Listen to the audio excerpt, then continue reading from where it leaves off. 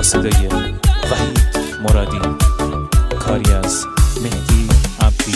پلنگ وحشی بی من دستیا کردی، یار جنگی من، شلوار پلنگی من، خالش و روزارم بر مسیا کردی، یار جنگی من، شلوار پلنگی من، حسی که به تدایمت برگی برندوه، یار جنگی من، شلوار پلنگی من، این جنگی کاتی عاشق تا که زندوه، یار جنگی من، شلوار پلنگی من.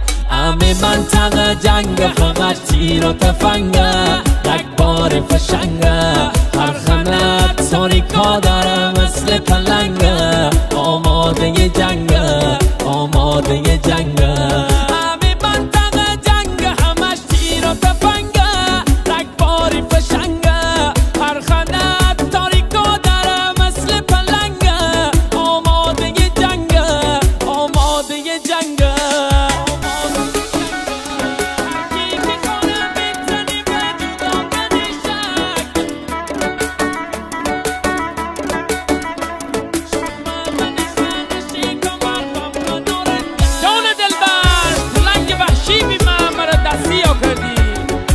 خالش و روزارم ببر مسیح کردی، یادش بخیر.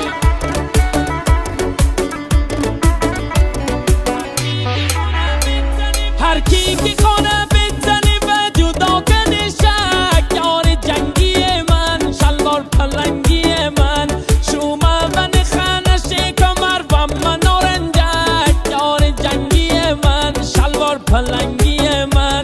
همه دوننه که هستیم اول و آخر، یار جنگی من، شلوار پلنگی من، کسش دست رکزم من نکندی باور، یار جنگی من، شلوار پلنگی من.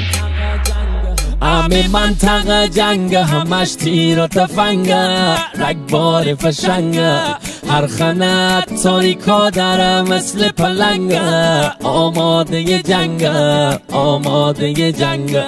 همه منطقه جنگ همش تیر و تفنگه، رگباری فشنگه، هر خنت تاریکا داره مثل پلنگه، آماده جنگه، آماده جنگه.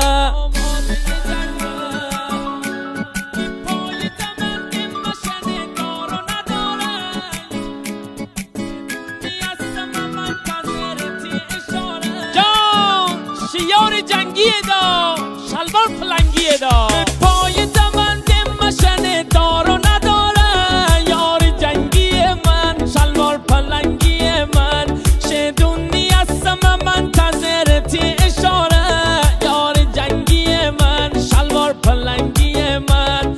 اتارک داره به اسم غیرت خالی خوره، یار جنگی من، شلوار پلنگی من، همتی پیش بوری من تنابه داره، یار جنگی من، شلوار پلنگی من. همه منطقه جنگ فقط تیر و تفنگه، رگبار فشنگه، هر خنت ساریکا داره مثل پلنگه، آماده جنگه، آماده جنگه.